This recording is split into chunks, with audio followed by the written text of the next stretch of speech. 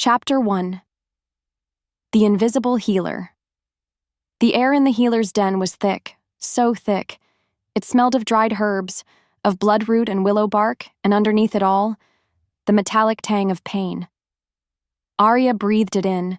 She let it settle in her lungs, because it was a smell she knew. It was a smell she could control. Old Man Hemlock groaned on the cot, his leg a mess of splintered bone and torn skin from a hunting trip gone wrong. His face was tight, his knuckles white. But it wasn't the leg that was the real problem.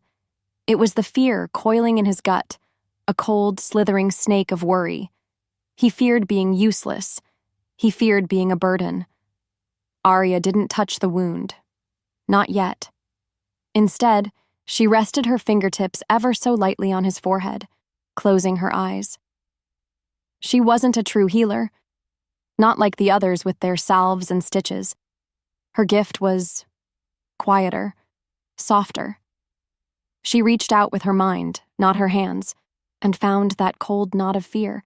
She didn't pull at it. She just warmed it, poured a quiet, gentle light around it until the snake uncoiled and slithered away. Old Man Hemlock's breathing evened out. The deep lines on his face softened. "Better," he mumbled, his eyes still closed. "The ache. It's better." From the doorway, a snicker cut through the quiet. "Playing with mud and leaves again, Omega?" Kyle was a big, dumb warrior with shoulders as wide as a doorway and a brain the size of a pebble. "Why the Alpha lets you waste our supplies is beyond me. Useless." Aria didn't flinch. She didn't open her eyes. Becoming invisible was a skill she had perfected over years of being nothing. She wanted to be invisible, she wanted to be forgotten, and most of all, she wanted to be gone. Every copper coin she earned for these useless remedies went into a loose floorboard under her cot. A small hoard. But it was growing. Her ticket out of the Blackwood pack, away from the rigid ranks of Alpha, Beta, Warrior, and Omega, away from being the lowest of the low, because she had to be gone before anyone discovered what she could really do. Consequently, she focused all her attention back on the old man, gently cleaning his wound now that his mind was calm. Her touch was sure and steady, a direct contrast to the frantic pounding of her own heart. She could feel Kale's stare on her back, judging her, dismissing her. It was the story of her life, the Omega no one wanted. The runt of a forgotten litter, a shadow meant to be stepped on. What would they do if they knew? If they knew she could soothe not just a mind, but the very spirit of the wolf within? They wouldn't call it a gift. They'd call it a curse, a weapon, and they would either use her or kill her. There was no in-between. As Kale finally grew bored and stomped away, the hushed whispers of the other healers filled the space. They weren't talking about her, not anymore. Their words were sharp with a mix of fear and excitement. "Coming for the Moonlit Gathering.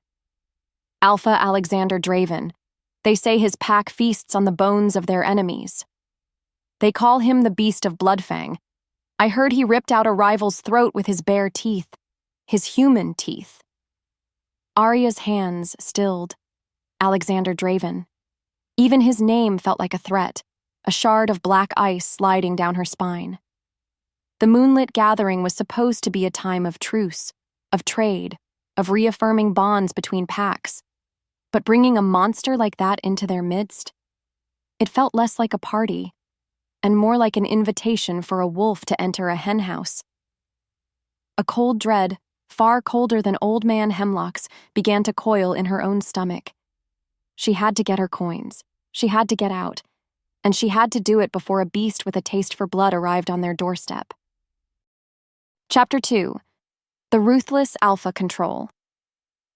The world was chaos, a storm of snarling teeth and weak wills.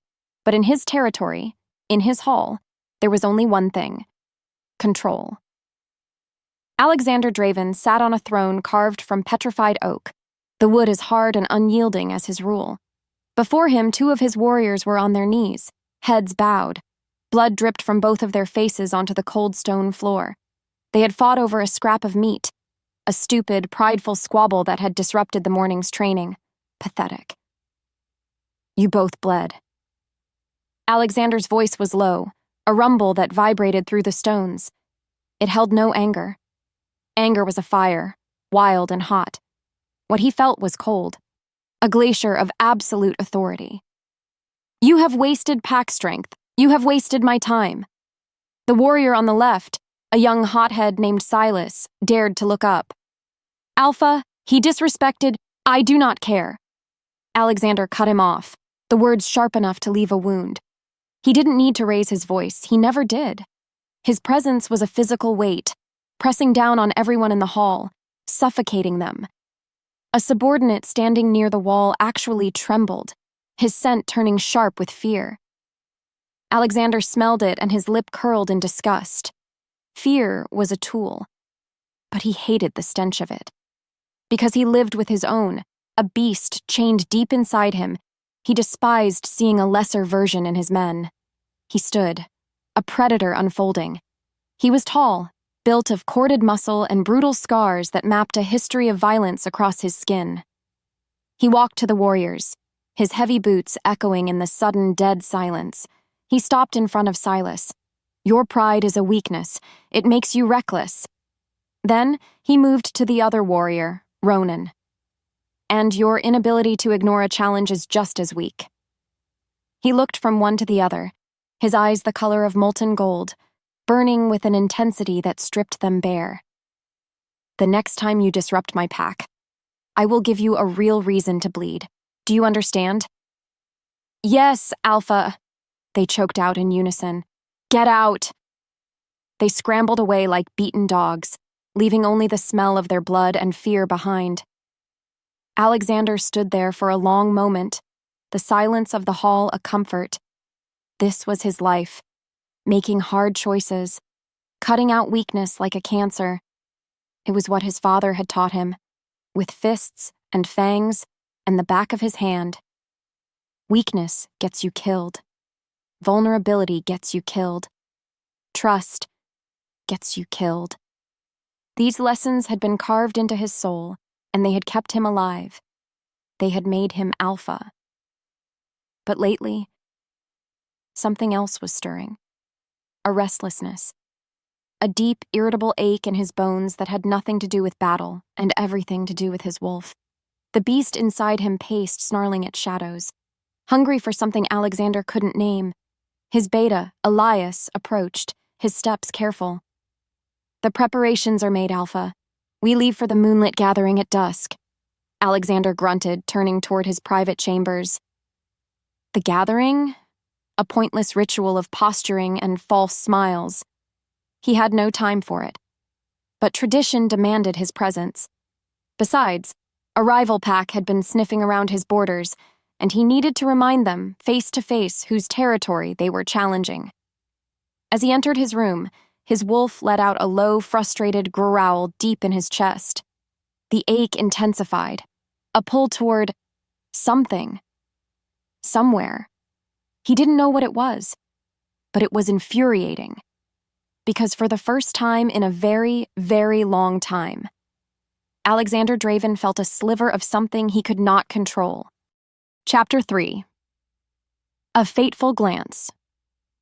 The Moonlit Gathering was a nightmare of noise and smells. The great hall of the Blackwood Pack, usually a place of quiet meals and pack meetings, was now crammed with wolves from a dozen different territories. The air was a thick soup of unfamiliar scents, of roasting meat, spilled ale, and the cloying perfume of she-wolves trying too hard. Laughter boomed off the wooden rafters, loud and forced. Aria hated it, every part of it.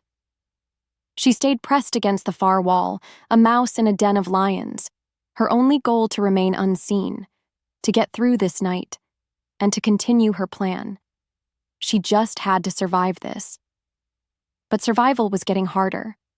Kyle, the warrior from the healer's den, had found her. Of course he had. He and his friends were drunk, their eyes glassy, their laughter cruel. Look, Kyle sneered, his voice loud enough for everyone nearby to hear. It's the little Omega no one wanted. Still hiding in the shadows, Aria? Hoping someone might finally mistake you for a she-wolf worth betting? His friends howled with laughter. Heat flooded Aria's cheeks, a burning, shameful fire.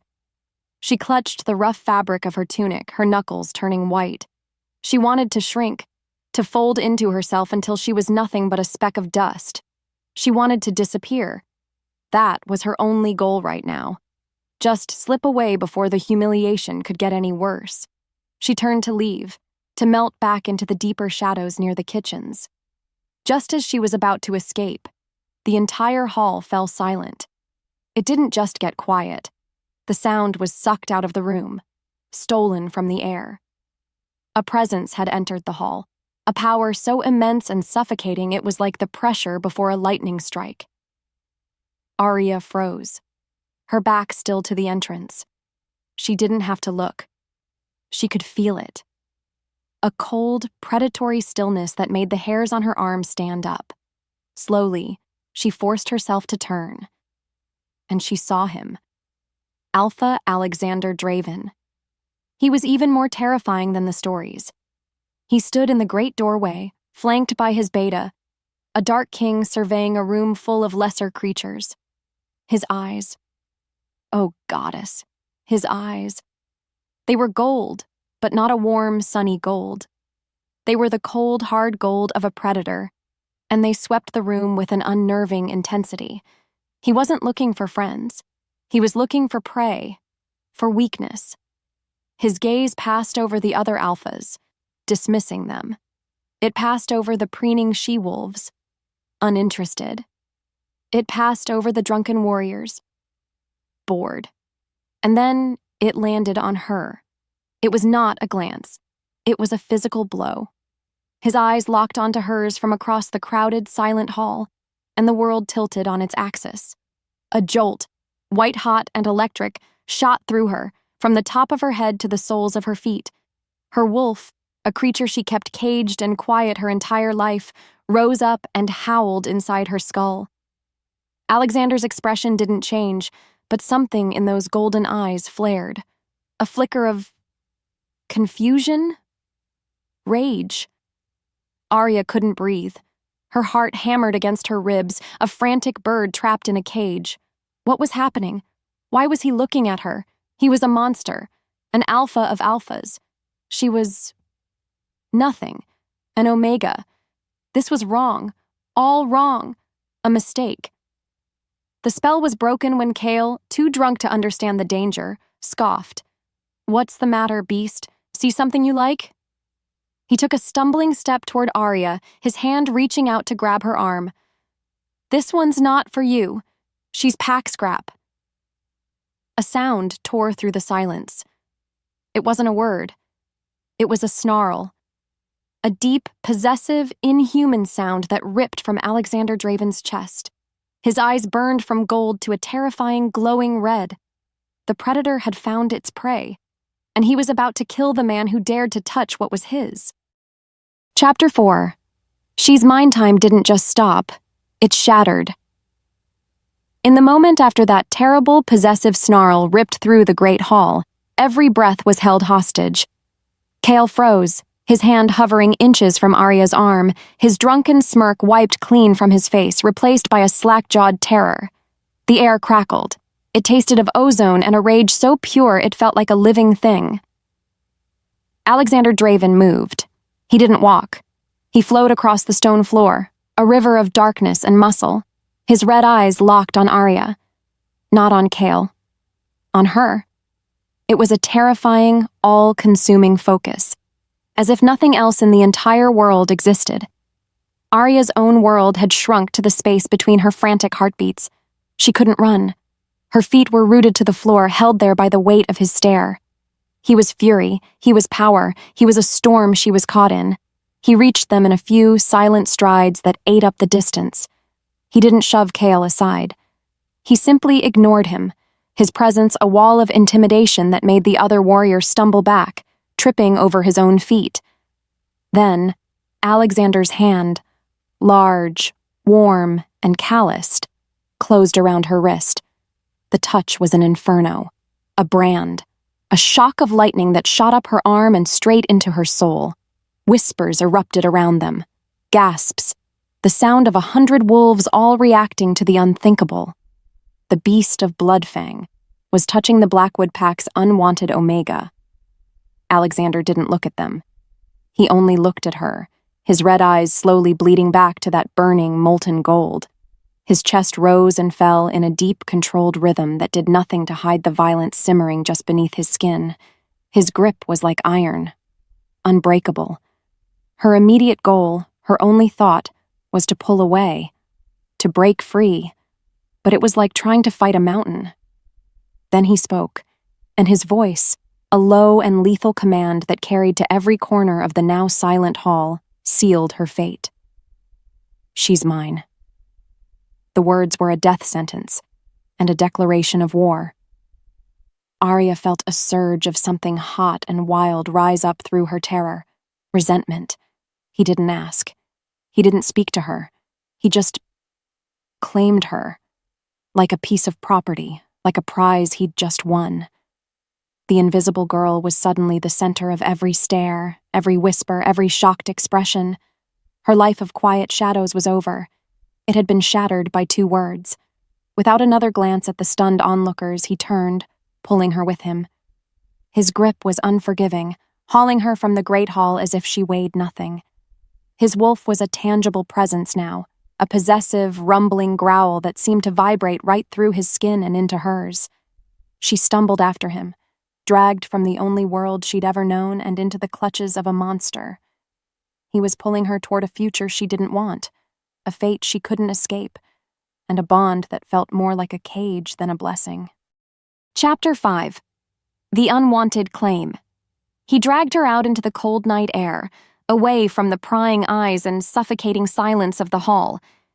He didn't stop until he'd pulled her into a secluded alcove, surrounded by the ancient stones of the pack house. The moonlight painted his face in shades of silver and shadow, making him look even more like a creature carved from the night itself. He finally let go of her wrist, shoving her back against the cold stone wall. The impact jarred her teeth, but she didn't cry out. She wouldn't give him the satisfaction. "What are you?" he snarled, his voice a guttural rasp. He was pacing now, a caged beast, his hands clenched into fists at his sides. He looked at her with a mixture of raw fury and something else. A seething, panicked helplessness that shocked her. This was not the look of a possessive alpha. This was the look of a man fighting a war inside his own skin. His goal was clear. He wanted to resist this. He wanted to undo what just happened. "This is a mistake," he bit out, more to himself than to her. "A trick." Aria's fear was a frantic bird in her chest, but her defiance was a shield. She pushed herself off the wall, her chin held high. Her goal was simple. Escape. She would not be his pawn, his property, his mistake. "Then let me go," she said, her voice surprisingly steady. She didn't beg. She didn't plead, because she had spent her entire life being treated as less, and she would not be broken now. Her defiance seemed to only fuel his rage. He stalked toward her, crowding her against the wall again, his immense size blocking out the moon. "My wolf, it has never—" He trailed off, his jaw tight. He was trying to force himself to reject her, to say the words that would sever this budding, insane connection between them. He closed his eyes, his whole body trembling with the effort. Alpha Alexander Draven, reject." He never finished. A choked, agonized sound was ripped from his throat. He staggered back, his eyes flying open, wide with shock and searing pain. He clutched at his chest, his powerful body collapsing as if his strings had been cut. He fell to his knees. A raw, animalistic howl of pure agony tore through the night as his own claws, his human fingernails, scratched desperately at his chest, trying to claw out a pain that was coming from the inside. It was his wolf. His wolf was retaliating, tearing him apart from the inside out for trying to deny the bond, for trying to deny her. Aria could only stare, her terror momentarily forgotten, replaced by stunned disbelief. She could feel it through the strange, shimmering connection between them, a wave of pure, savage agony that was not her own. She saw the monster brought low, not by a blade or an enemy, but by his own soul. He was on the ground, gasping, defeated. The fight was over. He had lost. Slowly, shakily, he pushed himself to his feet. His face was pale, his golden eyes filled with a chilling, defeated hatred. The choice had been taken from him. He couldn't reject her without destroying himself. In that chilling silence that followed, his next words were not a request. They were a sentence. "You're coming to my territory," he stated, his voice flat and dead. "For your own protection." Chapter 6. Gilded Captivity. The journey to the Bloodfang territory was a silent, tense nightmare. She was placed on a horse, and he rode his own massive black wolf beside her, a constant, menacing presence. They traveled through dark woods and over rocky hills under the cold light of the moon. His pack warriors followed, their faces like stone masks, their eyes holding open hostility whenever they glanced her way. She was not a prize to them. She was a weakness, an infection their alpha had caught. Because of this tense atmosphere, Aria kept her gaze forward, her hands clutching the reins, her mind racing. Her old escape plan was dust. Now, her only goal was to survive this gilded cage and find a new way out. When they finally arrived, her heart sank. The Bloodfang pack wasn't a village. It was a fortress, a dark, intimidating place carved into the side of a mountain, surrounded by sharpened log walls and watchtowers. The air here was different, colder, sharper. It smelled of pine, cold stone, and blood. It was a place built for war, not for living. Wolves in dark leather armor patrolled the grounds, their movements efficient, their gazes hard. They all stopped to stare as she was led through the main gate. They stared with open contempt at the Omega who had somehow snared their beast. Alexander led her through winding stone corridors, his boots echoing with grim finality. He didn't speak a word. He didn't have to. The hostile glares of his pack members said everything. Finally, he stopped before a pair of huge iron-banded doors. He pushed them open, revealing a room that made her gasp. It was his personal quarters, and it was a cage made of gold. A huge bed with furs, a fireplace already crackling with a warm fire, a table laden with food, and shelves filled with books. It had every comfort she could ever imagine, and it was so obviously a prison. She stood in the center of the room, feeling small and lost. This was her new reality, trapped in a hostile new world with the very man who had stolen her life. The conflict was no longer a choice, it was a cage she was locked inside. Alexander stood in the doorway, his face unreadable. He had her, he had his prize, but his eyes held no victory, only a grim, resentful exhaustion. His beta, a tall, scarred wolf named Elias, came to stand beside him. Elias's eyes raked over her, cold and sharp with a disapproval that was almost worse than Alexander's rage. He saw her as unworthy, a flaw in his perfect, brutal alpha. Elias gave her one last, chilling glare before Alexander nodded curtly. Then, the heavy doors swung shut with a deep, echoing thud. A key turned in the lock. The sound was deafening. The final nail in the coffin of her freedom. She was sealed in, alone in the monster's den. Chapter 7. The Hostile Pack. The day after her arrival was a trial by ice. Following the hollow sound of the locked door from the night before, Aria was awoken by a gruff guard who announced he was to give her a tour. It was not a friendly gesture. It was a warning. His name was Fendril, a warrior with a face like a clenched fist and eyes that held a permanent sneer. He led her through the heart of the fortress, his silence a heavy, judgmental blanket. This was her first real look at the Bloodfang pack, and it was everything she feared. There were no gardens, no places for children to play. There was only stone, steel, and purpose. The main cavern echoed with the clang of hammers on anvils and the grunts of warriors. Her guide pointed to a vast open courtyard covered in sand-stained dark in patches, the training grounds.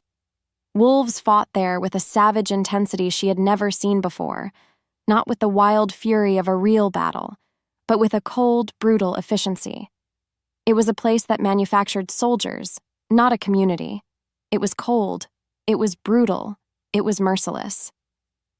"This is where our strength is forged," Fendrel grunted, his eyes daring her to show weakness. Aria kept her face a calm, blank mask. Her goal was simple: observe, learn, survive. Inside, her heart hammered against her ribs, but on the outside, she would give them nothing.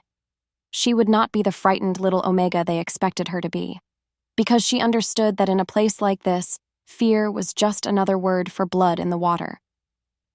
As they passed the mess hall, a figure blocked their path. It was Elias, the beta.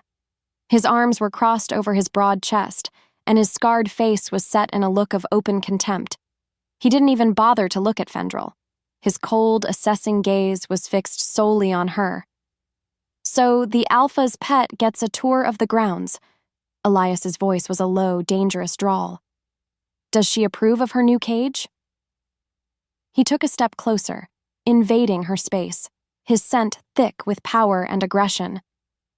"Tell me, Omega, what great strength do you bring to this pack? What skills do you offer? Or are you just a warm body to distract our Alpha and make him weak?" He leaned in, his voice dropping to a harsh whisper. "An unworthy Luna." The insult was a deliberate, sharpened blade, meant to gut her in front of the other warriors who had stopped to watch. Aria met his gaze. She didn't flinch. She didn't speak. She just looked at him, her quiet stillness a strange sort of defiance. She would not let him see her break. Elias's lip curled into a snarl at her silence, but before he could say more, the horn blew for the midday meal. He held her gaze for one more heartbeat, a silent promise of future torment, before turning and striding away. Fendrel roughly nudged her forward and she continued the tour, the beta's words echoing in her mind. Unworthy Luna. She had never wanted to be a Luna. She had only ever wanted to be free. But now, it seemed she would have to fight for a title she never asked for, just to survive. When the tour finally ended, she was escorted back to her gilded prison. The silence was a relief, but it didn't last. She saw him the moment she entered. Alexander was standing by the fire, his back to her. His leather tunic was off, and a fresh, deep gash bled freely from his shoulder. A training wound, by the looks of it. And he was completely, stubbornly ignoring it. Chapter 8. The Unwanted Touch. Because of her healer's instinct, the sight of the wound was like a bell ringing in her soul. It was a problem that needed fixing, a pain that needed soothing. Everything else, the fear, the anger, the fact that he was her captor, melted away, replaced by a singular driving purpose. Her goal was no longer survival. It was to treat the injury. He hadn't noticed her yet, his focus entirely on the flames as if he could burn the pain away with his stare.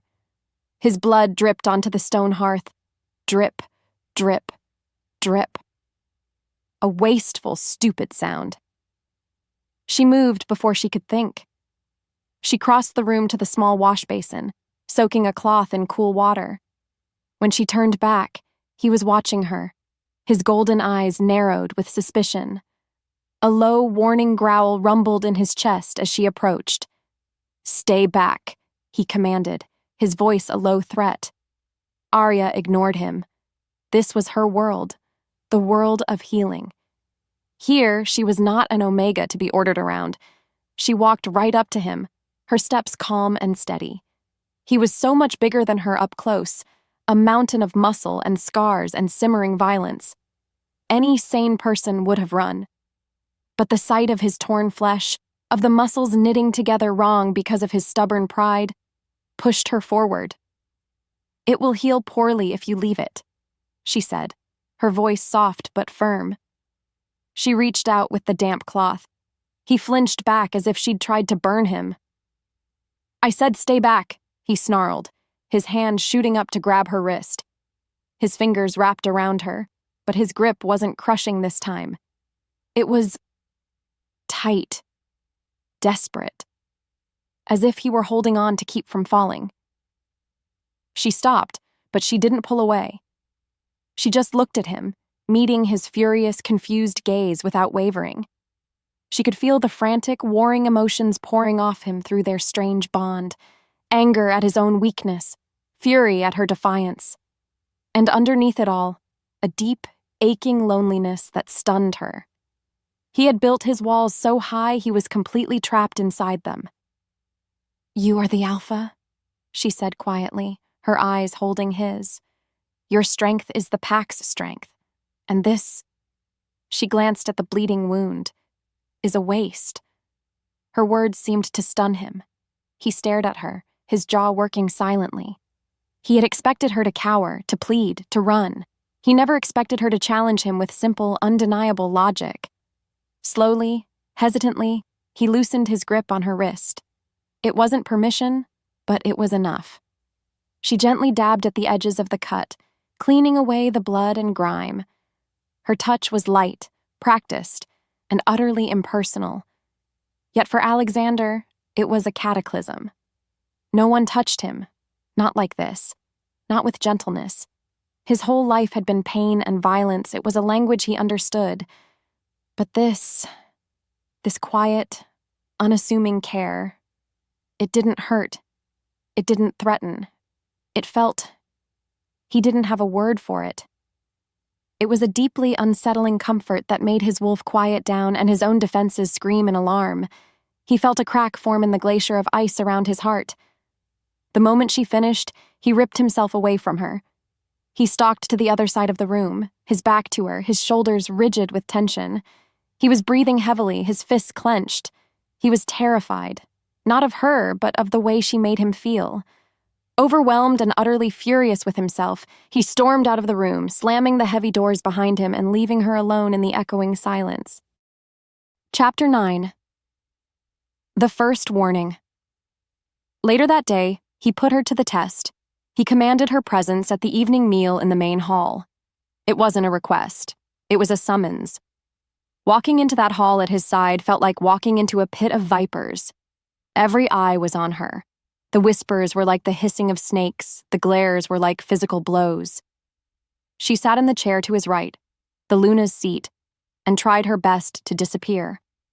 Her goal was to simply endure, to eat her food, and to not draw any attention. But in a room full of predators, the smallest prey is always the most tempting target. The challenge came from a warrior named Boren, a brute with a cruel mouth who probably thought he was being funny. He raised his ale horn, sloshing the liquid onto the table. "A toast!" he bellowed, loud enough for the whole hall to hear. "To the Alpha, and to the sweet little Omega warming his bed. Tell us, Alpha, does she squeal for you like—" He never finished the thought. A blur of motion, the sound of splintering wood. Alexander had moved so fast he was almost invisible. One moment he was sitting, the next he was across the table, his hand clamped around Boren's throat, lifting the huge warrior clear off the bench. Boren's feet kicked uselessly in the air. The hall fell into a shocked, terrified silence. Alexander's head snapped up. His eyes weren't gold anymore. They were burning, demonic red. A primal, uncontrollable rage poured off him in waves, so thick and suffocating it made Aria's lungs ache. This wasn't the cold, controlled Alpha from the throne room. This was the monster, the beast. This was his rage, his possessiveness, his violent soul laid bare for all to see. "You will not speak of her," he hissed, the sound barely human. His knuckles were white where he held Boren's throat. The warrior's face was turning a deep, ugly purple, his eyes bulging with terror. "You will not look at her, you will not even think her name. She is mine." The entire pack was frozen, watching this display of absolute, terrifying dominance. He wasn't just punishing an insult, he was drawing a line in the sand with blood. He was showing them all that any threat to her, no matter how small, would be met with his full, unrestrained fury. He held Boren for another agonizing second, the warrior's life hanging by a thread before slamming him down onto a table, which cracked and collapsed under the force. Boren lay there, gasping and choking, a broken mess. Alexander stood over him, breathing heavily, the red slowly receding from his eyes. He didn't look at Aria. He didn't look at anyone. He just grabbed the collar of the terrified warrior's tunic and began to drag him out of the hall, presumably to finish the punishment in private. Aria sat there trembling, her food forgotten. She was safe. He had protected her. But she had just seen the true face of the beast. And as he disappeared from the hall, dragging his victim behind him, she was left with a terrifying, fascinating question. Was the monster's protection just another kind of cage? Chapter 10. The Slow Burn Fire. In the days that followed the disastrous meal, a strange and tense quiet settled over the fortress. Alexander did not summon her again. He did not speak to her. But Aria felt his eyes on her constantly. It was a prickling sensation on the back of her neck, a shadow in the corner of her eye. She was a prisoner, yes, but she was also an obsession. His obsession. He was a ghost in his own home, and she was the thing he was haunting. The tension was a slow burn fire, a wire pulled tighter and tighter with each passing hour. Aria spent her time exploring her gilded cage. She read the books on his shelves, histories of old wars, strategies of conquest. She traced the maps of the lands he ruled with an iron fist. She was trying to understand him, to piece together the man from the monster. Who was he? What had forged him into this creature of cold control and savage rage? Because her quiet life was over, she knew she had to learn the rules of this new, dangerous game. Her goal was no longer escape. It was understanding. For now. For Alexander, the days were a special kind of hell. The scent of her, a maddening mix of wild herbs and quiet strength, had permeated his rooms, his clothes, his very skin. It was a constant distraction, a fire in his blood that refused to be quenched. He found himself watching her from the shadows of his own mind, feeling the strange, unwanted pull of the bond. He watched her read. He watched her sleep. He watched the way the firelight caught the soft curve of her cheek. His wolf, the beast he had spent a lifetime mastering, was in a constant state of snarling need. It wanted to claim, to possess, to mark her as his. His pride, the iron armor he had built around his heart, screamed at him to resist. One night the battle became too much. He found himself standing outside her bedchamber door, his hand resting on the cold iron handle. He could smell her through the wood. He could feel the gentle rhythm of her breathing.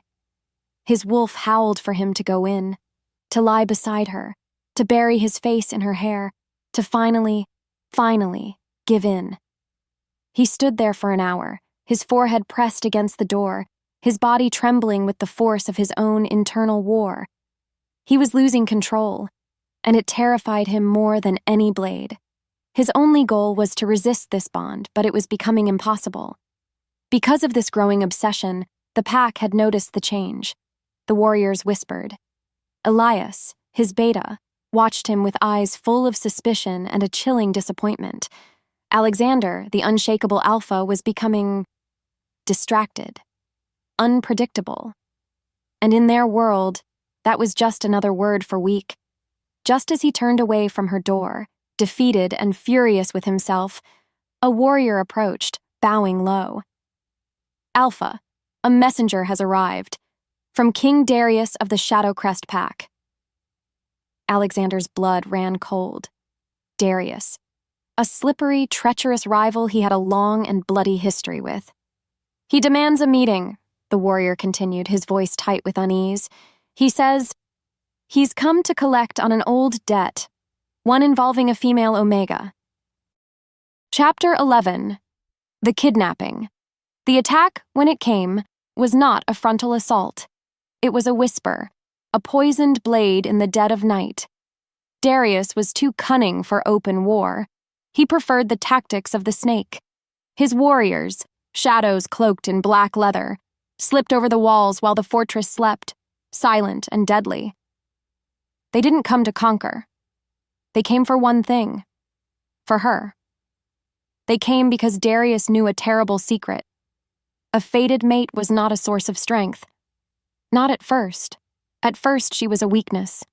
A vulnerability waiting to be exploited. Aria was woken by the sound of her door splintering. Not the heavy, locked doors to the main chamber, but the balcony doors that led out into the cold night air. Two large figures dropped silently into her room. Panic, ice-cold and absolute, seized her. She scrambled from the bed, her heart hammering against her ribs. Her only goal was survival. She grabbed a heavy iron poker from the fireplace, her knuckles white.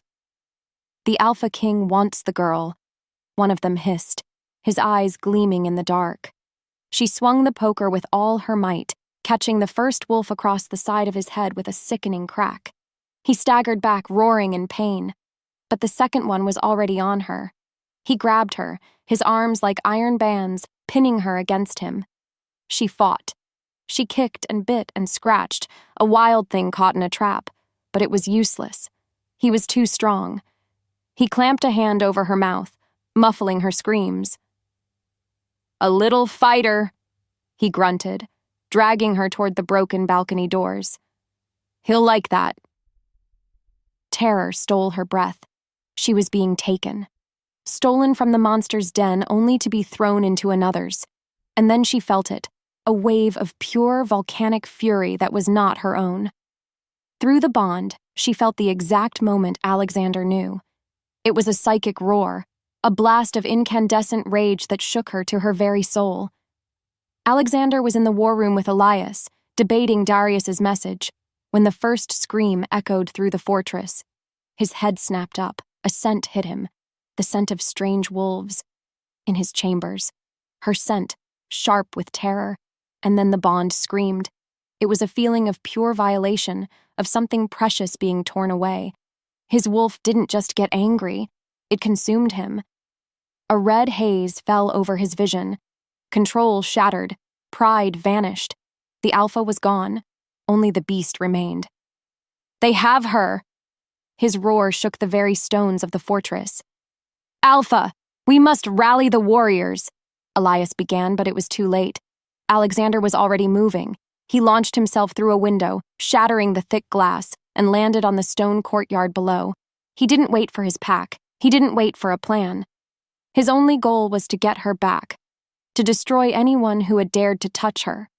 He threw his head back and let out a howl of pure, murderous rage that promised death to his enemies. Then he ran, a one-wolf engine of destruction, a force of nature driven by a fury so absolute it would burn the entire world down to get her back. Chapter 12. The Monster's Rage. He found them in a clearing a few miles from the fortress, a small temporary camp. King Darius was there, a smug, cruel smile on his handsome face. And he had her. Aria was on her knees, her hands bound, a blade held to her throat. She was terrified, but her eyes were locked on Alexander as he emerged from the trees. He wasn't walking. He was stalking, a predator closing in on its prey. "Draven!" Darius called out, his voice smooth and mocking. "I knew you'd come. Alone, too. All for this little fool's prize." He tightened his grip on Aria, pulling her head back. "You see?" The great alpha of Bloodfang, brought to his knees by a pretty face. "You've gone soft." It was the wrong thing to say. It was the spark that ignited the bonfire. Alexander's answering roar was not human. It wasn't even pure wolf. It was something else entirely. Something broken and monstrous. His body contorted, his bones cracking and shifting, not into his full wolf form, but into a horrifying hybrid of man and beast. His claws elongated, his teeth sharpened into fangs, and his golden eyes burned with the red light of pure, unadulterated rage. Then, he attacked. He moved with a speed that was impossible, a blur of black fury. He tore through Darius's warriors not like a soldier, but like a natural disaster. A clawed hand ripped one wolf's throat out. A powerful kick sent another flying into a tree with the sound of snapping bone.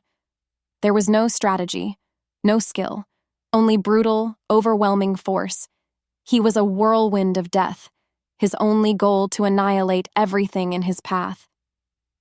Aria watched in stark, wide-eyed terror. She could feel his rage.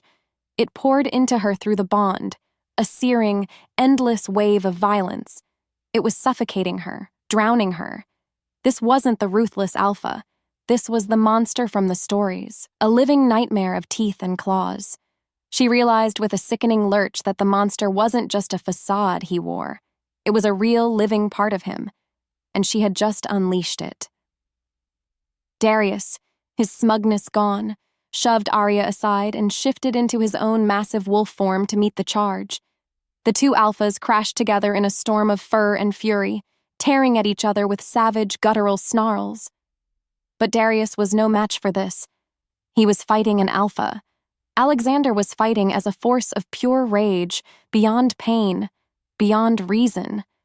He slammed Darius to the ground, his claws digging deep into the other alpha's shoulder.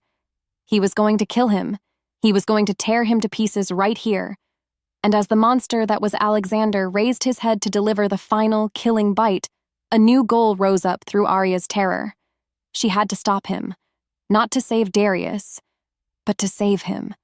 To save him from the beast that was about to consume him completely. Scrambling forward on her knees, terrified but steady, she put her bound hands on his massive, trembling back. "Alexander," she whispered, her voice shaking. And for the first time, she let her gift flow, not to soothe, but to command. A wave of pure, quiet calm washed from her hands, sinking deep into the raging storm inside him. Chapter 13. The Gift Revealed. The rage was a tidal wave of fire, and her touch was the cool, quiet sea that met it on the shore. In the aftermath of the battle, as Aria's gift flowed into him, Alexander felt the monster inside him recede. The searing heat in his blood cooled. The red haze faded from his vision, leaving the world sharp and clear and silent. He was still in his monstrous, half-shifted form, his claws buried in Darius's shoulder, his fangs inches from the rival alpha's throat. But the killing lust was gone, vanished, replaced by a deep, profound sense of peace. It was a feeling so foreign, so utterly alien to him, that it was more shocking than any wound. He looked down at his hands, at her hands, still resting on his back. They were small, her skin pale against his dark, monstrous fur. He followed her arms up to her face. She was looking at him, her eyes wide with a mixture of fear and a strange, steely resolve. She wasn't looking at the beast. She was looking at him. For the first time in his life, he felt seen. Truly seen, past the scars, past the rage, past the alpha. Slowly, he pulled his claws from Darius's flesh. The rival alpha choked and gasped, scrambling away like a wounded animal. Alexander's warriors, who had just arrived, were frozen, staring in stunned disbelief. Their alpha, the Beast of Bloodfang, had just shown mercy. Because of her. He rose to his full height, the monstrous aspects of his form receding, his body shifting back to its human shape. He was exhausted, drained, but the irritable, angry ache that had lived in his bones for years was gone. Aria's goal had been simple: save him. But now, as he stared at her with those stunned, confused golden eyes, she felt a tentative, frightening flicker of her own power. She had done this. She, the invisible Omega, had tamed the beast. She had committed to a path she could never turn back from. By revealing her greatest secret to the man she feared most, she had bound herself to him in a way that went far beyond the physical pull of a mate. It was deeper, psychic, soul-deep. He took a step toward her, his mind struggling to form a question. "What are you?" But no words came out. He simply reached down and, with a gentleness that seemed impossible for his large, calloused hands, he broke the bindings on her wrists. He didn't let go. He held her hands in his for a long moment, just feeling. The quiet, the calm, the connection. The journey back to the fortress was silent, but it was a different kind of silence than before. It wasn't hostile. It was awed, confused. His warriors gave them a wide berth, their gazes shifting between their changed alpha and the small omega who had walked into a bloodbath and walked out with a monster on a leash. As they passed through the great gates, she could feel it, the whispers, the stares. Word of what had happened had spread like wildfire. She was no longer just the unwanted omega. She was something else now, something powerful, and something to be feared. Chapter 14. The Pack Divides. The moment they returned, the fortress erupted, not in cheers of victory, but in a chaotic storm of whispers and arguments. Because of the new revelation about Aria's power, the pack that had once been united in its harsh militaristic certainty was now fractured, split right down the middle. Unrest, a creature far more dangerous than any rival pack, began to uncoil in the shadows. The warriors who had witnessed the battle, who had seen their alpha's monstrous rage calmed by a single touch, looked at Aria with a new, profound awe. They saw a miracle. They saw the blessing of the moon goddess herself. They saw a Luna worthy of their brutal alpha, a power to balance his own. They began to bow their heads as she passed. But for every warrior who saw a savior, another saw a curse. Elias was the voice for their fear. He moved through the pack, his words poison, his expression grim. He didn't see a gift, he saw witchcraft. He saw an unnatural power that had ensnared their alpha, a weakness that would rot the pack from the inside out. He had spent his life devoted to Alexander's strength, and he saw Aria as the one thing that could undo it all. "She controls him," he hissed to a group of loyalists in the training yard. "Did you not see it? She made him show mercy. Mercy is for the weak. She is a witch who will be our undoing." Aria felt the division like a physical blow. She had spent her life trying to be invisible, and now she was the center of a political firestorm. Her goal was to calm the pack, to protect herself from the growing hostility. But she was trapped. She was a symbol now, and symbols were things people either worshipped or tried to burn. The pressure was immense, a crushing weight that made it hard to breathe.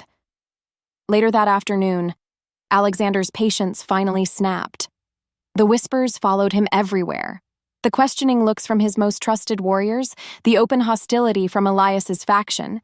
It was a challenge to his authority he would not tolerate. His goal was simple: reassert control. And to do that, he needed answers. He needed to understand the weapon, the woman, who was now at the center of his world.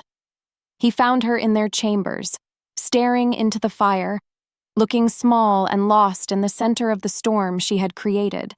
The fury he felt was not directed at her. It was a furious, snarling protectiveness aimed at the world that was threatening her. He had brought her here. He had claimed her. She was his responsibility. He closed the doors behind him, the sound echoing in the tense silence. She turned, her eyes wide and wary. He stalked toward her, his shadow falling over her, his expression a mask of grim determination. He would have the truth. Because he had to know. He had to understand. He stopped just before her, his voice a low, rough command that left no room for argument. "Tell me," he growled. "Tell me what you are. Tell me everything. Now." Chapter 15. The First Confession. The command hung in the air between them, heavy and sharp. He expected her to flinch, to cower. He was the alpha. He had demanded an answer. But Aria simply looked up at him, her expression shifting from fear to a quiet, unshakable resolve. Her goal in this moment was not to obey. It was to be seen. If he wanted her secrets, He would have to see her first, not just the power she wielded. "I am the Omega you claimed," she said, her voice soft but laced with steel. "I am the woman you brought to this fortress against her will. My gift. It is a part of me. It is not a weapon for you to understand or to control." Her defiance was a splash of cold water in his face. It shocked him and it infuriated him. "I saved your life," he roared, the sound bouncing off the stone walls. "You belong to me." "I saved yours," she shot back, taking a brave step forward. "Out in that clearing, the beast had you. You were gone, Alexander. Does that mean you belong to me?" Silence. A stunning, absolute silence. No one had ever spoken to him like that. No one had ever dared. He stared at her, his rage warring with a shocking, grudging respect. The fire in her, the strength, it was the very thing his wolf had recognized at the gathering. But his fury was a mask, a shield for the terror underneath. He was terrified of this power she had over him, terrified of the peace she offered, and most of all, he was terrified of losing her to the vipers in his own pack. He had to make her understand the monster she was tied to. He had to make her see the world he lived in. "You don't know what you're dealing with," he finally whispered, the fight draining out of him, replaced by a raw, hollow ache. His goal shifted. It was no longer about control. It was about a desperate, clumsy attempt to connect, to warn her. He sank down into the chair by the fire, burying his face in his hands. "The monster. It isn't just my wolf, Aria. It's me." And then he told her. He confessed. The words came out, rusty and broken, a story he had never spoken aloud. He told her about his father, the former Alpha, a cruel, paranoid tyrant who saw strength only in brutality. He spoke of the training that was torture, of being pitted against his brothers in fights to the death for a scrap of his father's approval. He spoke of the day his own mother tried to help him escape, and how his father had killed her right in front of him as a lesson. Love is a weakness. Trust is a blade to your own throat. Control is all that matters. He laid his darkest secrets at her feet, his voice raw with a pain that was centuries old. He was showing her the source of the beast. He was showing her the wounds that never healed. It was the first time in his entire life he had ever been truly vulnerable with another living soul. He finally fell silent, the weight of his confession hanging in the air. He couldn't look at her. He was waiting for the disgust, the fear, the rejection. Unseen in the corridor outside, Elias pressed his ear to the door, his face a mask of pure, venomous hatred. He had heard it all. The confession, the vulnerability. The witch had not just ensnared his Alpha's wolf. She had captured his heart. And in Elias's mind, that was a crime that could only be paid for with blood. His jealousy and fear now had a purpose. A plan. Chapter 16. The betrayal building on the fragile piece of his confession, the days that followed were a strange, tentative dream. Alexander was different. The hard edges of his rage had softened, replaced by a watchful, almost gentle curiosity.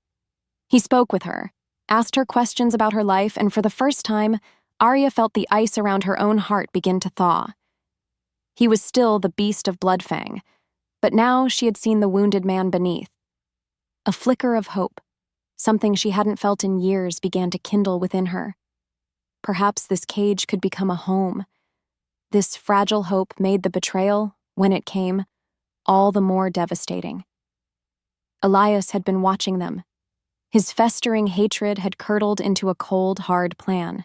He saw the softening of his Alpha not as healing, but as a sickness, and he knew the only way to cure a sickness was to cut out the source of the infection. He used their newfound trust like a blade.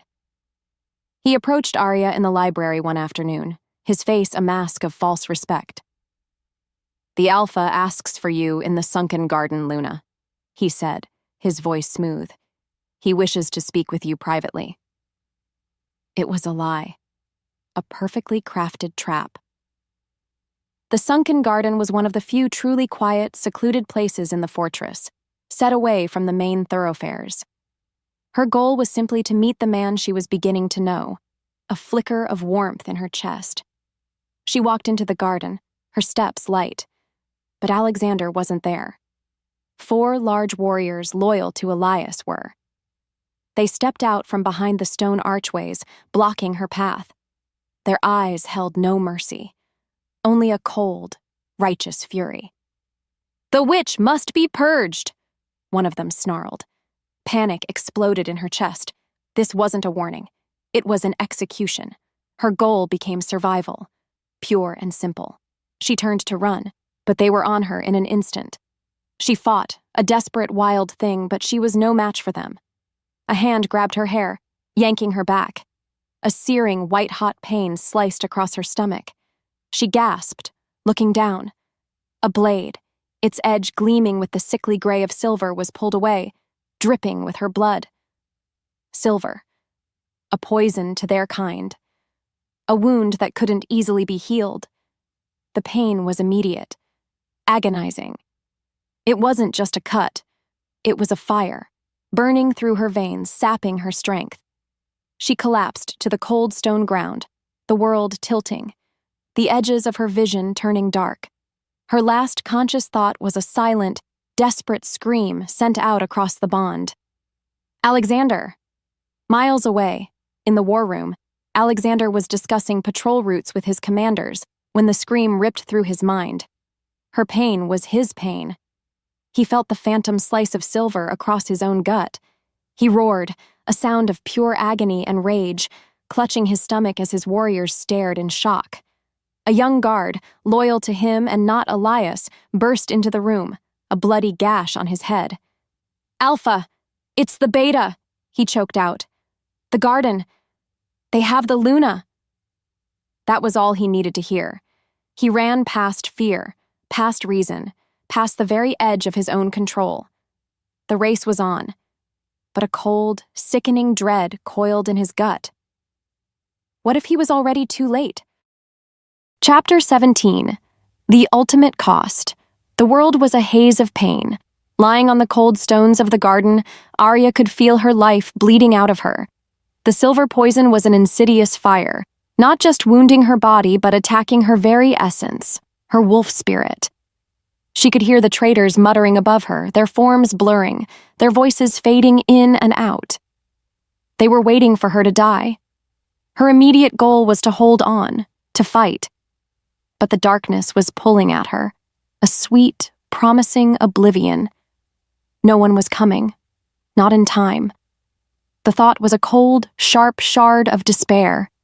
But then, another thought pushed through the pain. Her gift. She had used it to heal others, to soothe their minds. She had used it to calm the beast.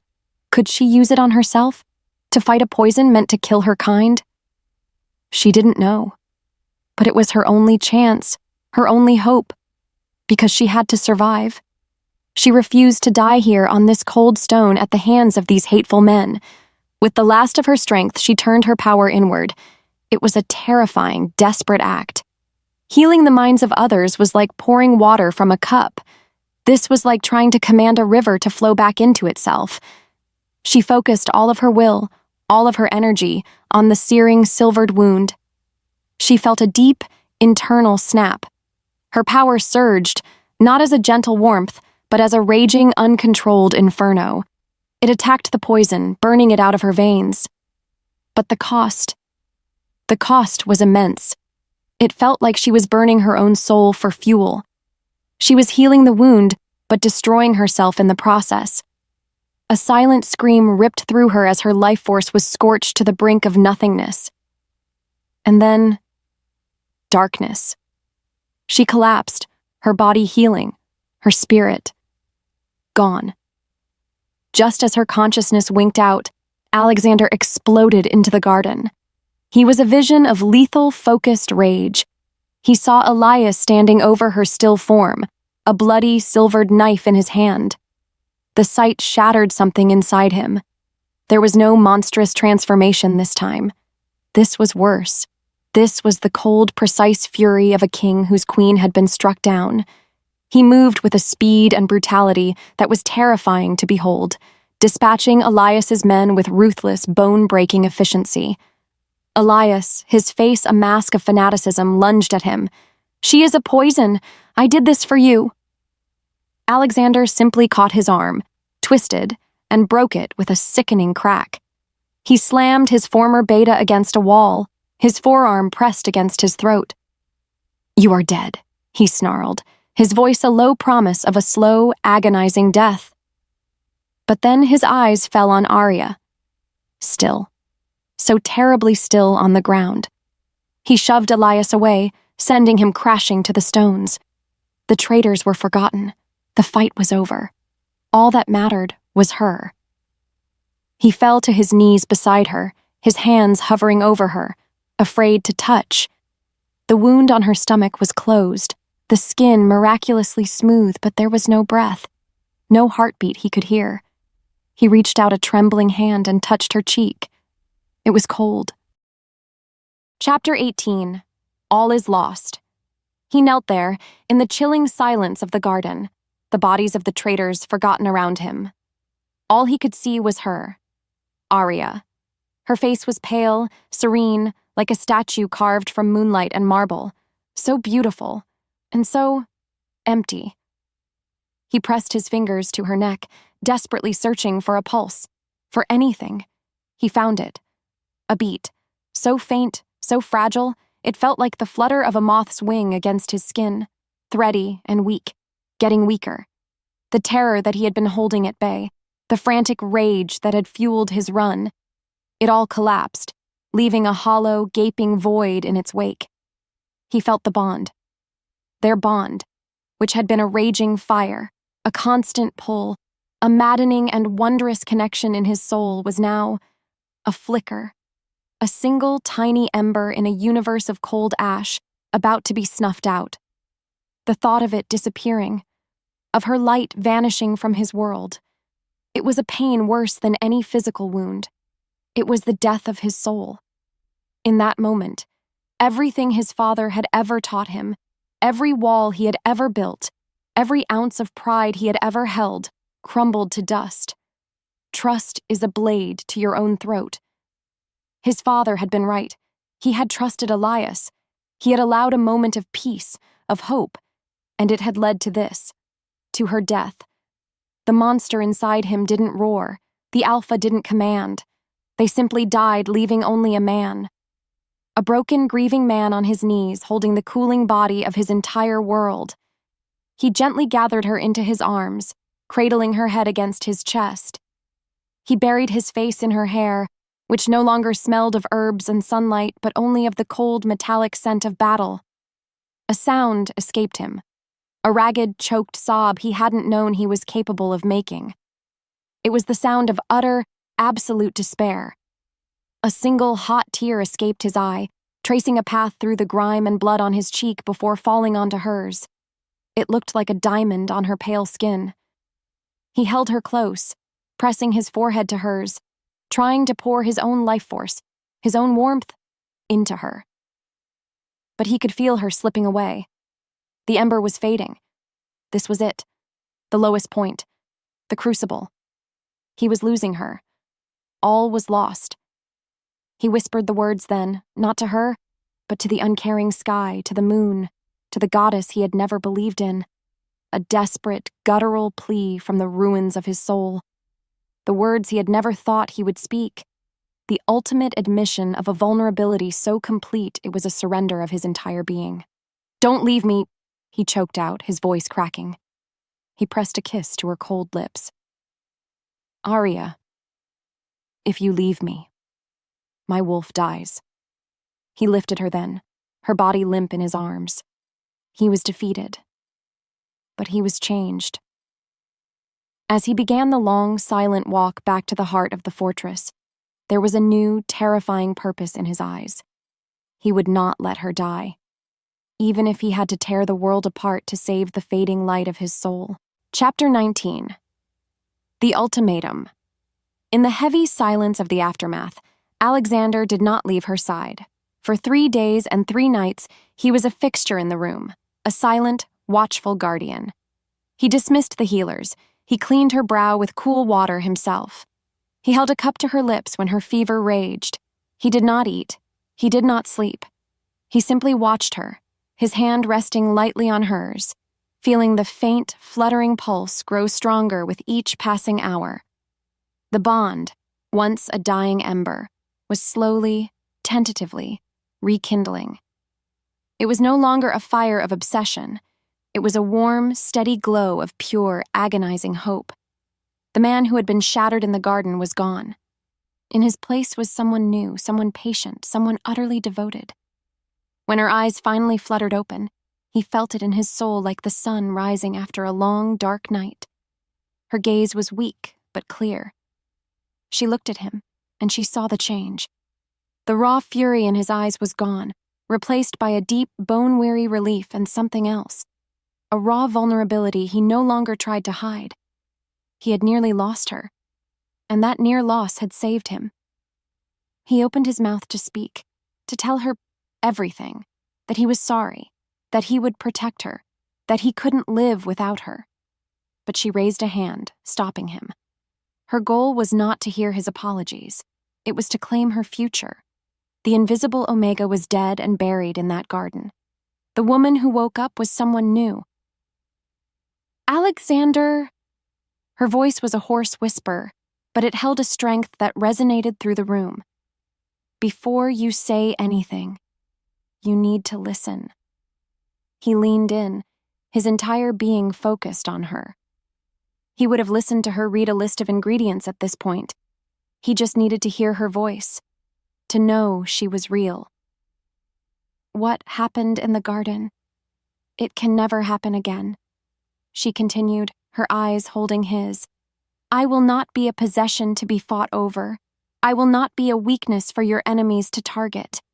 And I will not be a secret weapon for you to control. She took a slow, deliberate breath, her resolve hardening with every word. This was it. The culmination of her transformation, her ultimatum. If you want me, you will have all of me, my strength, my heart, my power. But you will have me as your equal, as your partner, as your Luna, in truth, not as your possession. She held his gaze, her life and her future hanging on his answer. That is the only way, equal, or I am nothing to you at all. The words hung in the air between them, a choice. The old Alexander would have roared. He would have seen it as a challenge to his authority. But the man sitting before her was not the old Alexander. He looked at this small, fierce woman who had faced down his beast, who had been betrayed and nearly murdered, and who had woken up not with fear, but with demands, with standards, because she knew her own worth. He saw her not as a possession, not as a weakness, but as his salvation. He didn't speak. He couldn't. Words were too small for this moment. Instead, he slowly lifted her hand to his lips and pressed a kiss to her knuckles. It wasn't a kiss of passion. It was a gesture of fealty, of surrender, of absolute, unconditional acceptance. Deep inside him, his wolf let out a long, joyous howl. Home. Chapter 20. A new reign begins. Because of her ultimatum, a new era began for the Bloodfang pack. The very next day, once Aria was strong enough to stand, Alexander called for a gathering in the Great Hall. He had her at his side, her hand resting in his, a silent, powerful statement to all who watched. On the floor before the throne, kneeling and bound, were Elias and the other traitors. The pack was a sea of tense, expectant faces. They expected a bloodbath. They expected the brutal justice of the old Alexander. Vengeance was the law of their world. Alexander stood, his presence as commanding as ever, but the air around him was different. The chilling rage was gone, replaced by a heavy, somber authority. He looked down at the man who had been his brother, his most trusted friend. He saw the bitter, unrepentant hatred in Elias's eyes. The old Alexander would have ripped his throat out without a second thought. But he was not the old Alexander. He turned his head slightly, his gaze meeting Aria's. He didn't speak, but the question was clear in his eyes. What is true justice? She gave a small, almost imperceptible shake of her head. More blood won't heal this pack. Consequently, the pack watched in stunned silence as Alexander made his judgment. "You have betrayed your alpha," he said, his voice ringing with power. "You have betrayed your pack. You have betrayed the bond of brotherhood. The law demands your lives." He let the words hang in the air, the threat of death a palpable thing. Then he continued. "But my Luna has shown me that true strength is not just about vengeance. It is about building something better." He looked at Elias. "You will not die. Death is too quick. You are banished. You and all who followed you. You will be stripped of your name, of your rank, and cast out. You will wander the wild lands as rogues with the shame of your betrayal as your only companion. That is a fate worse than death." A gasp rippled through the hall. Banishment. Not death. It was unheard of. It was an act of mercy. Elias spat on the floor, his eyes burning with venom, before he and the others were dragged away, their hateful glares fixed on Aria. From that day forward, everything changed. Alexander, the ruthless tyrant, began to rule with a tempered strength. He consulted Aria on everything, on patrol routes, on food distribution, on disputes between warriors. He listened to her quiet wisdom, her compassionate insights. He was the pack's unbreakable shield. She was becoming its nurturing heart. The pack was confused, but they saw the change. They saw an alpha who was stronger, more focused, and more whole than ever before. He was still a beast, but he had found his soul. Their new reign had just begun to feel solid, their new partnership just starting to heal the pack's wounds, when a scout, breathless and bleeding, burst into the great hall. "Alpha!" he cried, his voice panicked.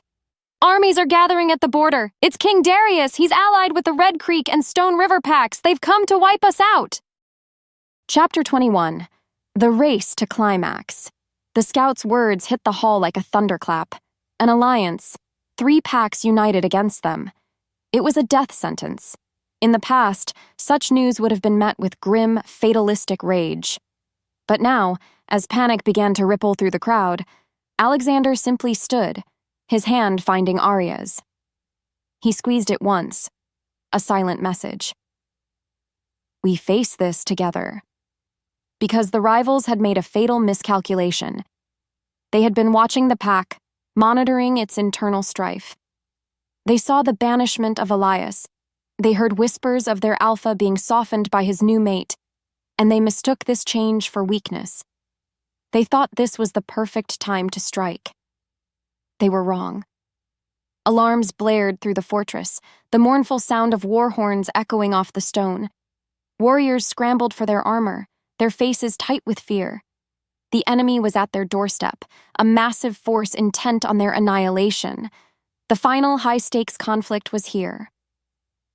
Alexander and Aria walked from the throne room and out onto the main battlements overlooking the valley. The sight below was daunting, a sea of enemy wolves, their banners held high, stretched as far as the eye could see. The cold wind whipped at Aria's hair, carrying the scent of their hatred and their bloodlust. Fear was a cold knot in her stomach, but as she looked at Alexander's calm, resolute profile, she felt her own resolve harden. Her goal was the same as his: protect their home, protect their people, protect this new life they were building. He turned to the gathered warriors on the wall, his voice booming over the wind, clear and strong. "They come to our home believing we are broken," he roared.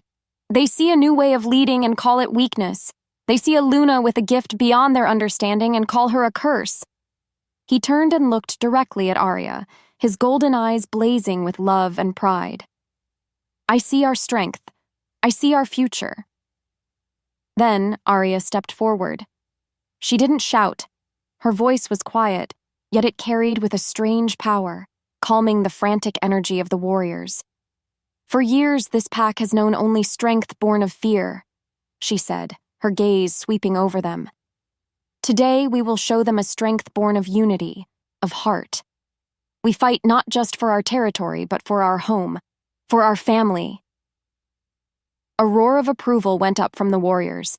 It was not the bloodthirsty cry of before. It was something new, something stronger. It was the sound of a pack that had found its soul. Alexander drew his massive sword, its polished steel gleaming in the fading light. Aria placed her hand over his on the hilt. He was the body, she was the soul. He was the fury, she was the calm. They were two halves of a perfect whole. Their bond, once a source of so much conflict, was now their greatest weapon. He looked down at her, a fierce, confident smile on his face. "Ready, my Luna?" "Ready, my Alpha," she answered, her own smile matching his. Below them, the enemy army let out a unified war cry and began to charge. The battle had begun. Chapter 22, The Climax. As the battle raged, the valley floor became a churning sea of fur and steel. Alexander was a whirlwind of destruction at its center. He fought with the strength of a king, his sword a silver arc of death, his wolf a savage extension of his will. He was magnificent. He was terrifying. And he was outnumbered. For every enemy warrior he cut down, 2 more took their place. They were a tide of snarling teeth and sharp claws, and they were slowly, relentlessly, dragging him under. He took a deep gash to his side, a claw swipe that would have crippled a lesser wolf. He staggered. And they saw it. They saw their opening. The enemy surged, a wall of bodies intent on overwhelming him, on crushing the life from the great Beast of Bloodfang. It was then that Aria moved. She had been on the battlements, her hand pressed to the cold stone, her eyes closed. She was not watching the battle with her eyes. She was feeling it with her soul. She felt Alexander's pain. She felt his exhaustion. And she felt the moment his life was truly in danger. Her eyes snapped open. Her goal was no longer to simply support him. It was to win this war. She walked to the edge of the wall, unafraid, a beacon of calm in a storm of chaos. And she unleashed her gift. She didn't just project calm. She reached out with her mind, her power flowing over the battlefield like an invisible, unstoppable river. She bypassed the alphas, their minds too shielded by rage and pride. Instead, she touched the hearts of their warriors. She didn't command them. She understood them. She found the warrior fighting because he feared his alpha's wrath. She found the wolf who was only there for the promise of spoils. She found the bitterness, the resentment, the cracks in their loyalty, and she poured her power into those cracks. She amplified their fear. She magnified their doubt. She turned their simmering resentment into open rebellion. The effect was instantaneous and devastating. A warrior in the front ranks of the Red Creek pack suddenly stopped, turned, and sank his teeth into his own commander. Another wolf from the Stone River pack simply dropped his weapon and ran, a howl of pure terror ripping from his throat. The enemy army's charge faltered. Chaos erupted in their ranks as warriors turned on each other, their alliance shattering from the inside out. They had come to fight a single pack, and now they were fighting themselves. Alexander looked up, stunned, feeling the pressure on him vanish. He saw her then, standing on the wall, her hair whipping in the wind, her eyes glowing with a soft, ethereal light. She was not a healer. She was not a witch. She was a queen, a goddess of war in her own right. He threw his head back and let out a triumphant roar. His warriors, seeing their enemies in disarray, surged forward with a renewed ferocity. He fought his way back to the fortress gate just as she descended the stairs. He was covered in blood, his and theirs. She was untouched. They met at the bottom, the battle still raging behind them, but in their eyes, it was already over. He was the savage might. She was the quiet strength. And together, they were invincible. The enemy didn't just lose, they were broken, utterly and completely. In the ringing silence that followed, the battlefield was quiet, save for the groans of the wounded. Chapter 23, The Heart of the Pack. In the aftermath, a profound quiet fell over the valley. The sun began to set, painting the blood-soaked ground in shades of orange and red. The surviving Bloodfang warriors, bruised, bleeding, but victorious, began to gather. They moved slowly, their bodies aching, their eyes wide with a stunned, reverent awe. They were not looking at the battlefield. They were not tending to their own wounds. Their gazes were fixed on two figures standing at the gate, their Alpha and their Luna. They had seen it all. They had felt the tide of the battle turn. They had seen their Alpha, their unbeatable beast of a leader, on the verge of being overwhelmed. And they had seen the quiet Omega, the one they had scorned, mocked, and feared, walk to the edge of the wall and dismantle an entire army without taking a single step into the fray. She had not used claws or teeth. She had used a power they couldn't comprehend, a strength that had saved them all. Because of their victory, the last remnants of doubt and division within the pack were burned away, purified by the fires of battle. There were no more factions. There was no more whispers of her being a witch or a weakness. They saw the truth now. He was their shield, yes, but she was their heart, the one who gave them a reason to fight beyond mere survival. They saw their Alpha, they saw their Luna, and they saw their salvation. Alexander stood tall, his arm wrapped protectively around Aria's waist, holding her close. He surveyed his people, his warriors, his family. His goal was no longer just to rule them, but to lead them into a better future. A future she had shown him was possible. He felt a deep, swelling pride, not in his own strength, but in hers, in theirs. Aria leaned against him, her own exhaustion finally setting in. She felt the relief of the pack wash over her, a warm, welcoming tide. She had been the invisible girl, the unwanted Omega. And now she was home. She had found her place not by hiding, but by finally, truly, embracing who she was. Her goal had once been to escape. Now, she couldn't imagine being anywhere else. One warrior, a grizzled veteran with a scarred face, dropped to one knee, bowing his head. It was a gesture of ultimate respect, not just to his Alpha, but to them both. Then another warrior knelt, and another, and another. In a single, powerful, rolling wave, the entire Bloodfang pack, bruised, battered, but utterly united, knelt before their leaders. They knelt in the mud and the blood, their heads bowed in silent, unconditional loyalty. They were kneeling to their Alpha, the king who had once ruled through fear and had now led them to their greatest victory through love. Chapter 24. Two Halves of a Whole. As his entire pack knelt before him, a sea of humbled, loyal warriors, Alexander felt the weight of a crown he had always carried alone. He looked down at Aria, her face weary but serene, and he knew in his soul that he never wanted to carry it alone again. The old Alexander would have accepted their worship. He would have stood tall and let them praise his strength. But that Alexander was a ghost. He knew the truth. The victory was not his alone. The pack was not his alone. So he did the last thing any of them expected, the most shocking, revolutionary act of his entire reign. He gently let go of Aria's waist, took her hand, and turned to face her. And then, before his warriors, before the setting sun, before the eyes of the goddess herself, the great Alpha Alexander Draven knelt. He went down on one knee in the dirt, bowing his head before her.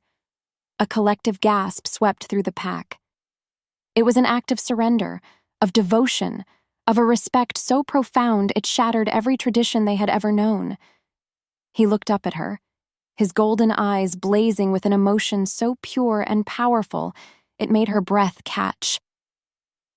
"This is my Luna," he said, his voice ringing with a clear, unwavering conviction that every single wolf could hear. Not weak, not unwanted, not a prize or a possession. He held her gaze, speaking the truth of his soul for all to hear. She is the heart of this pack, the heart of me. Then he stood. He gently turned her to face him, his hands cupping her face. The pack watched, breathless. This was not just a declaration. This was a coronation. He leaned in, and in the most sacred of werewolf traditions, he marked her. His teeth grazed the sensitive skin where her neck met her shoulder, but it was not the possessive, claiming bite of a superior. It was a gentle, reverent seal, a kiss with his fangs, a promise of eternal equality, a mark that declared to the world that they were two halves of a single, perfect whole. Aria closed her eyes, a tear of pure joy slipping down her cheek. She felt the mark settle into her soul, a warm, glowing anchor. She was his. He was hers. They were one. When he pulled back, the pack was still silent, still watching. Alexander took her hand and held it up for all to see. He didn't have to say a word. They understood. One by one, the warriors rose to their feet, and then, as one, they bowed again. But this time, they did not bow to an alpha and his mate. They bowed to their king and their queen. A new era of balance, of heart, and of unbreakable strength had just begun.